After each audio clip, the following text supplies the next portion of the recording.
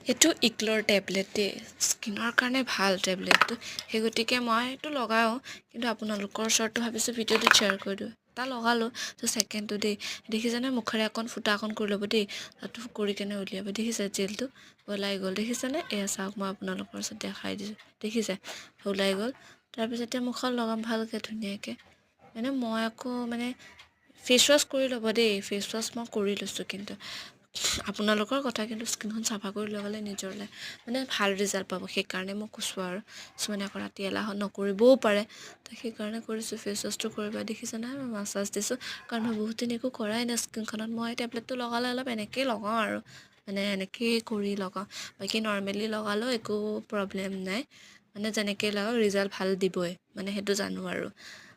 তো ৰাতি লগালে বেটাৰ ৰিজাল্ট দিয়ে বুলি কিয় কাৰণে কৈছোঁ, ৰাতি আমি শুই থকা হয় ন, স্কিনখনত একো ধূলি বালিও লগা নহয়, সেইকাৰণে। দেখিছেনে লগোৱাৰ পিছত জিলিকনিটো স্কিনখন এনেকৈ জিলিকি দিয়ে, আৰু ক'লা ক'লা সৰু সৰু যিমান দাগ আছে চব নোহোৱা হৈ যায়। নোহোৱা এদিনত নহয়, তো লগাই থাকিব লাগিব। ৰাতিপুৱা ৰিজাল্ট দেখিছে ধোৱাৰ পিছত।